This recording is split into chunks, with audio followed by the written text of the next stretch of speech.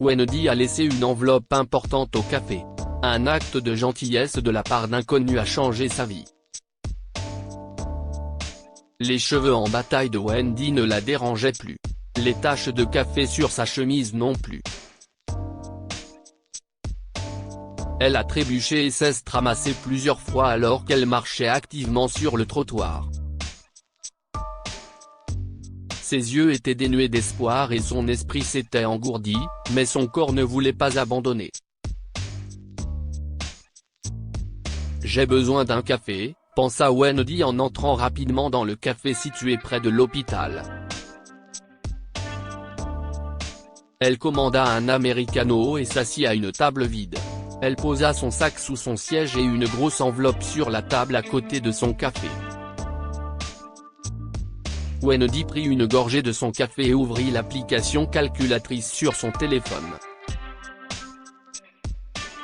Elle voulait calculer les frais qu'elle devait payer à l'hôpital. Après avoir terminé son calcul, elle a posé sa tête sur la table et a sangloté doucement. Le téléphone de Wendy a sonné. C'était son amie la plus proche, Alice. Elle a essuyé rapidement ses larmes et a répondu au téléphone. « Oui, Alice ? J'ai reçu l'argent de la banque », a dit Wendy à voix basse. « Oui, tout l'argent. Environ 5 000. Je me rends à l'hôpital en ce moment même. Je suis passé prendre un café. Je n'arrive pas pu dormir la nuit dernière. Quoi qu'il en soit, je paierai le premier versement aujourd'hui. Mais voulez-vous manger quelque chose, madame ? A dit un jeune serveur qui l'a interrompu. Wendy était à la fois surprise, confuse et furieuse, mais elle secoua calmement la tête et dit « Non, si est-il bon. »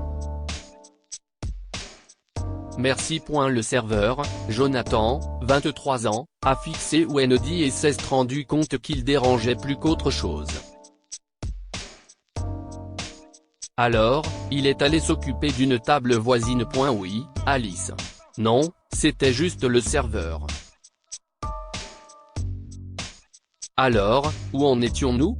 Wendy a quant à elle poursuivi sa conversation avec Alice. Jonathan s'est senti mal. Il décida d'offrir un muffin à Wendy.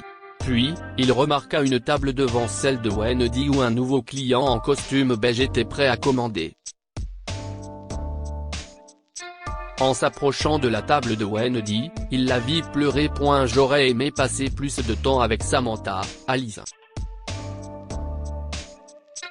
Je ne sais pas comment je vais pouvoir payer les frais d'hôpital. Jonathan entendit la conversation téléphonique de Wendy et décida de ne pas lui offrir le muffin. Il passa directement devant elle et s'occupa de l'homme au costume beige.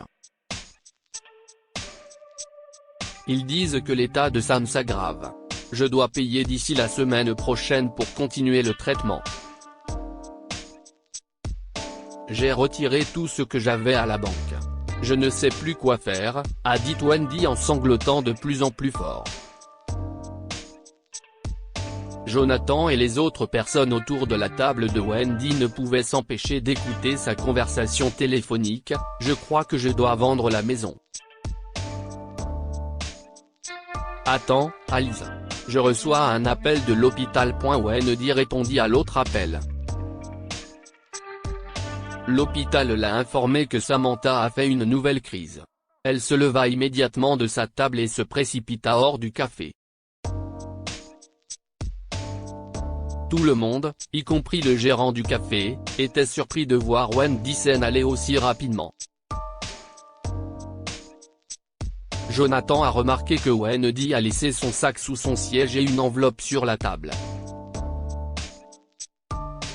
Il les a ramassés et a essayé de la rattraper. Mais elle était déjà prête et n'entendit pas Jonathan l'appeler. Jonathan remarqua que l'enveloppe était légèrement déchirée. Il est retourné au café, dans l'espace de stockage. Il y trouva un rouleau de ruban adhésif, ainsi que d'autres objets de décoration utilisés lors d'une fête d'anniversaire organisée au café la veille. Alors qu'il posait un morceau de ruban adhésif sur l'enveloppe, il s'est rendu compte que celle-ci était remplie de billets de 100 $. Il apporta immédiatement l'enveloppe à son directeur, qui discutait avec le client que Jonathan était en train de servir une minute plus tôt. Jonathan avait peur. Il craignait que l'homme se plaigne de son service. « Monsieur, je pense que si est l'argent que la dame qui est partie en claquant la porte doit à l'hôpital. Que devons-nous faire ?» a demandé Jonathan à son directeur. « Tu devrais te rendre à l'hôpital et le rendre. Mais avant cela, je pense que nous devrions aider un peu la dame. Qu'en penses-tu ?» Jonathan sourit. Le directeur retourna à son bureau et revint avec de l'argent. Il l'a mis dans l'enveloppe. Jonathan, qui discutait avec ses collègues, a récupéré l'argent et l'a ajouté au contenu de l'enveloppe. Il vit également l'homme en costume beige écrire une note. « Il est sérieusement en train de déposer une plainte écrite contre moi ?» Jonathan était perplexe face à l'insensibilité du client. Le directeur lui tendit l'enveloppe et le sac et lui fit signe de se rendre à l'hôpital. « Stop !» hurla l'homme au costume beige. Jonathan était furieux. L'homme lui demanda « Combien y a-t-il là-dedans ?» Jonathan essaya de garder son calme et répondit « Je ne pense pas que cela soit pertinent, monsieur. Laissez-moi partir, s'il vous plaît. La dame a besoin de cet argent. Dites-le-moi, » a dit l'homme. Le gérant s'est approché et a dit « Cela doit faire environ 8 000 ». L'homme a alors sorti son chéquier. Il a fait un chèque de 10 000 $ et a demandé à Jonathan s'il se souvenait du nom de la femme. Jonathan trouva dans le sac une vieille carte d'identité sur laquelle figurait le nom de Wendy. L'homme a fait le chèque à son nom et l'a remis à Jonathan. Il lui donna également la note et lui demanda de la mettre dans l'enveloppe. Jonathan a souri avant de sprinter en direction de l'hôpital. Mais en se retournant, il aperçut une Wendy désespérée qui entrait dans le café. « Excusez-moi. Vous avez vu un sac et une enveloppe ? Je les avais gardés sur cette table il y a quelques minutes. Puis-je les récupérer ? Si est très important ? Demanda Wendy au gérant. Jonathan se précipita vers Wendy et lui tendit le sac et l'enveloppe. Wendy ne s'est pas rendu compte que l'enveloppe était plus lourde qu'avant. Elle l'a prise, a remercié les personnes présentes et s'est précipitée vers l'hôpital. Elle est arrivée rapidement à l'hôpital et a commencé à prendre des choses dans son sac. Elle s'est rendue compte que l'enveloppe était plus lourde. Elle l'a ouverte et a remarqué qu'elle contenait plus que le montant qu'elle a retiré à la banque. De plus, elle a été choquée de voir un chèque de 10 000 $ à son nom.